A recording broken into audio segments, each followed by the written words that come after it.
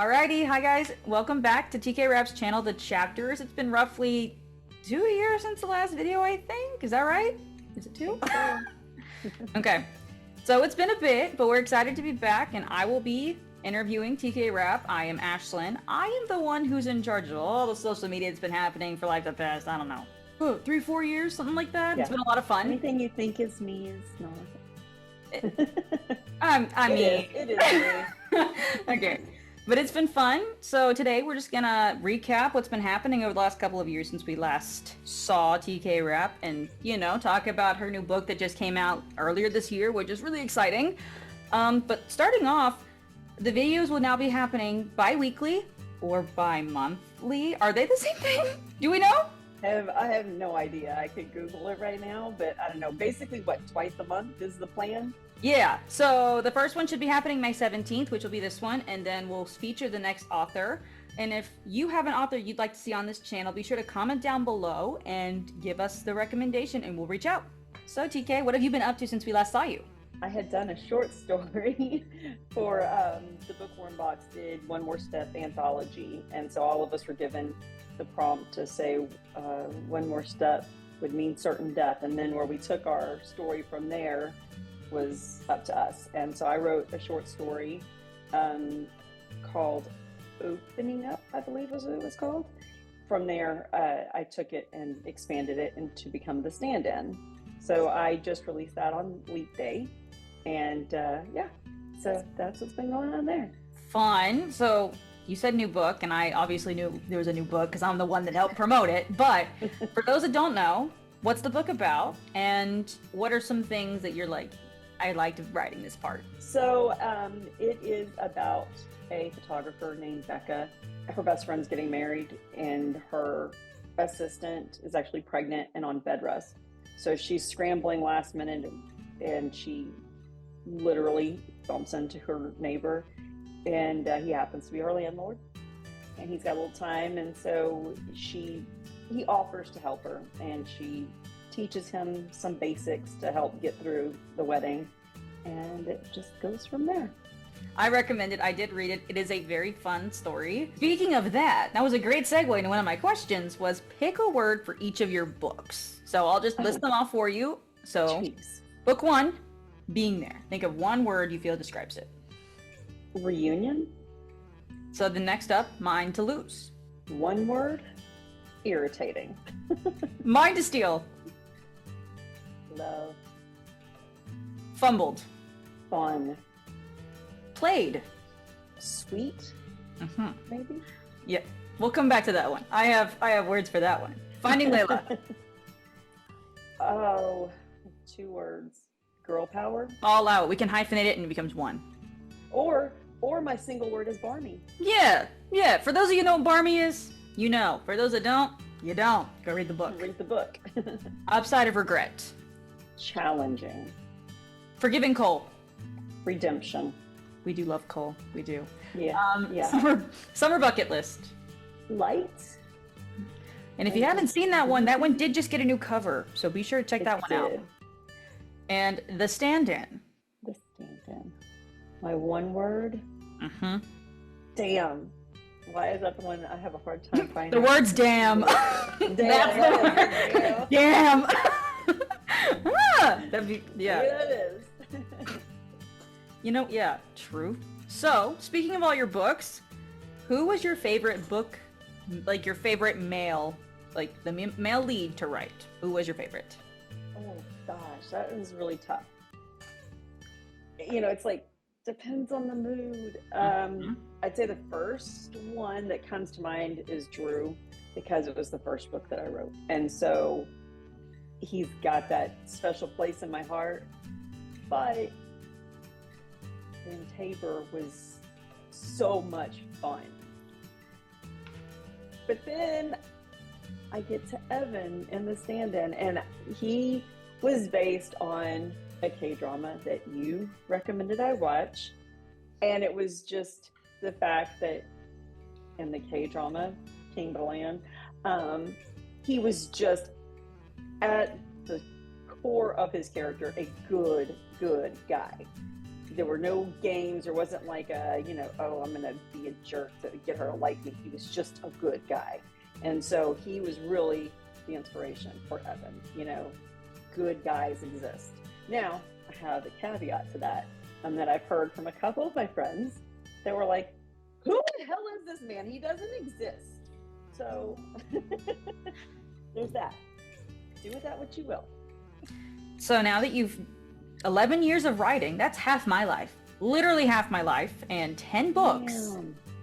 How does that feel?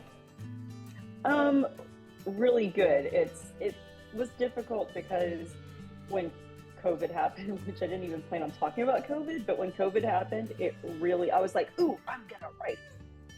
And all creativity just bloated away. And so by the time The Stand-In came out, it was almost 5 years since I'd released a book. So that was really, kind of a tough pill to swallow.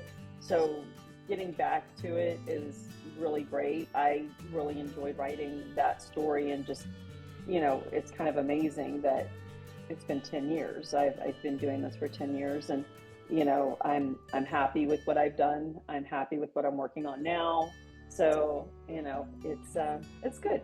So now that you've kind of mentioned you're working on something for the future, what should we expect from this story?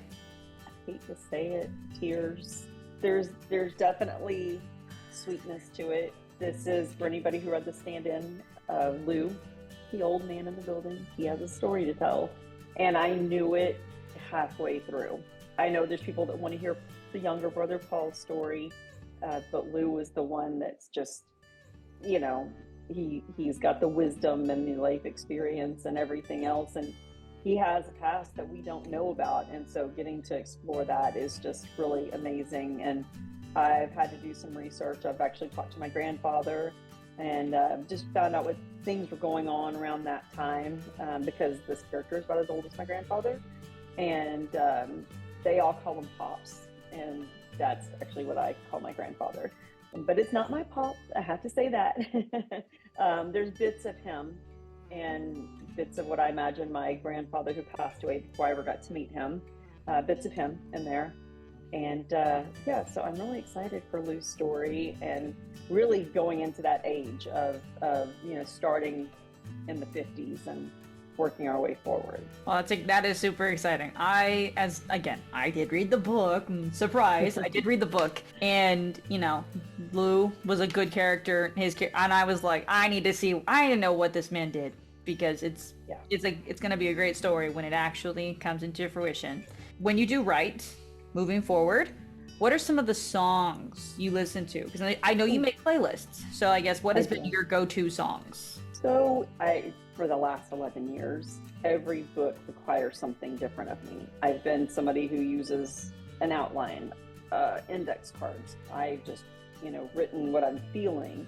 The music is definitely a part of that. I've made playlists, and I was like, okay, I have to listen to this song for this scene. It definitely changes with, like, for instance, Play. She was a songwriter, so there was very much listening to kind of more women songwriters, and kind of like the Carole King and things like that. Lou's book that I'm working on now, I'm actually pulling from the 50s, which I love 50s music. I've been watching old movies for the style and stuff like that. So definitely I have a really lovely playlist on my Amazon Music right now that's Lou's story, and it's got some music I love. I mean, it's stuff I remember my mom and my aunts even singing when I was a kid. That's where I'm at. It really depends on what the story is. What book do you feel was just the most fun, the most engaging one, that if you could go back and rewrite it again, not to change anything, just to experience writing it again, what book would it be?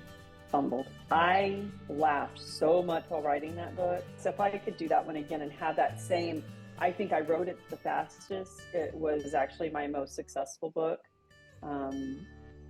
It was the reason that story even came up was the Texans were on, and J.J. Watt was there, and my husband and I were like, gosh, poor guy, he's really awesome.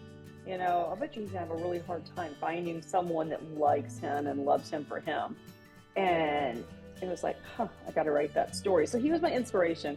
Now, side note, I think he and his wife and their little boy are so stinking cute, and I'm so glad that he found someone that loves him for him. I think that's really cool. But that was the inspiration for that story. So then, moving forward, what has been your absolute most favorite trope to write? Because tropes are a big thing now. A lot of people like to know exactly what they're getting into when they pick a story. So, what has been your most favorite trope to write? I have to admit, I find a pattern in my stories. It seems that most of them are kind of a friends to lovers situation. And another pattern I've noticed is kind of like the childhood friends, where it's like they have a past. They have a very long, extensive past. Growing up, I had my guy friends. My sister and I were outside playing all the time. And, I really, truly, Layla, I really pulled from, it was me and my sister and a bunch of boys. And we were building forts and playing on the streets all day. And I liked that history. I like bringing that along. And Cole, there's a piece of that history in Cole. And I will get around. I have the plotted out. Covers are done for Braxton's book and Joey's book and Hayden's book. And there will be that history in there too. So I think it's definitely kind of the past and friends to lovers seems to be my pattern. What has been the hardest part about being an indie author, more specifically? Because it is such a big part of the writing world, as many people have agents or a company that helps them. What's it like being an indie author for as long as you have been? I really love the freedom. I love that I can write what I want, when I want, if I want. That's great. But I would love to be on a deadline, meaning I love to owe somebody something and have something to be held accountable for.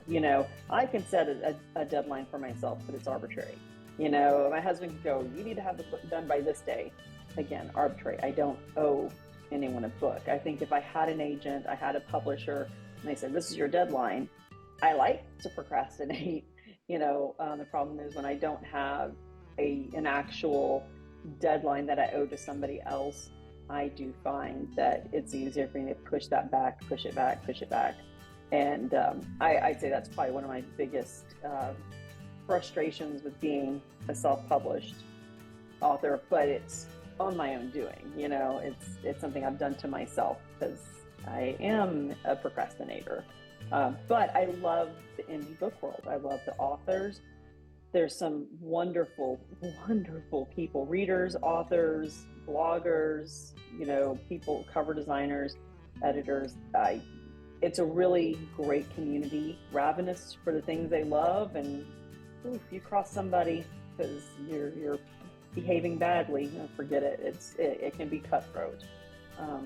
But I think bottom line, it's a very loyal community, and I do love that. Well, and I've learned that now after being in your social media coordinator, manager, whatever I want to call myself. That is a big part of it, is that it is your own doing. It is your own self-motivation to do things, which can be great, but it also can be kind of overwhelming to do it by yourself sometimes. Yeah. And so, I think it's a great thing that you can acknowledge, hey, there are things I do to myself, but there's also things that I'm at a deficit for because I'm not with an agency. How do you plan to move forward with some of your bigger projects, as you mentioned, being the other books you want to write? How do you plan on navigating those next couple of years? Really, I think it comes down to planning, time management. Finishing the book is step one, but then I have this thing in me where I'm like, oh, I set a deadline, I set the release. Now I've got to do this. Well, I really think what I need to do going forward is to plan, like, okay, I completed the book.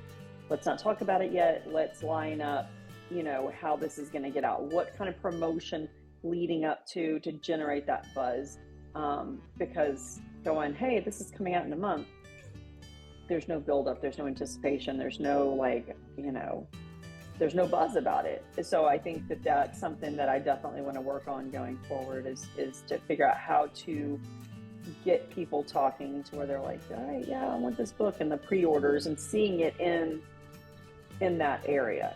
Well, and speaking of that, I'm not sure many of your followers know, but you actually are one of your author friends, and you have created a Closed Door Reads, which is supposed to be a safe space for people who don't necessarily gravitate towards the more provocative type of reading, which if you do enjoy those things is great, but that's not for everyone. And I am aware that y'all have created a fun group. So talk a little bit about that and how y'all plan to use that moving forward, and that people are free to join whenever they want.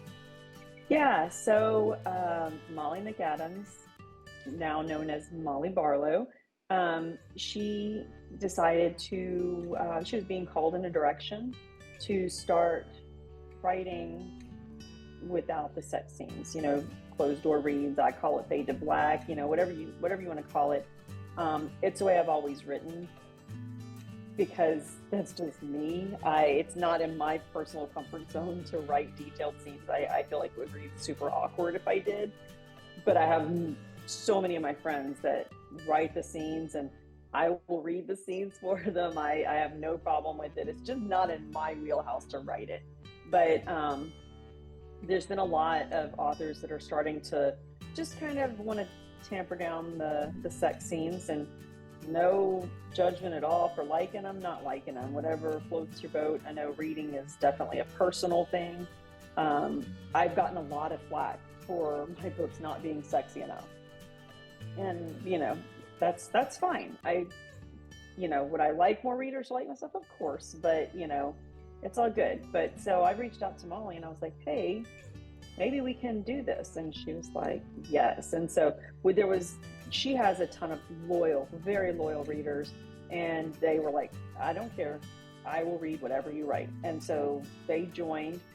So we have a Facebook group called Closed Door Reads. Readers will share books that they're reading that are closed door.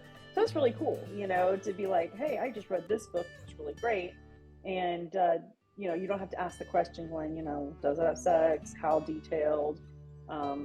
You know what you're getting when you're in that group. So it's really cool. And I'm excited to see, we have more authors joining all the time. So that's good.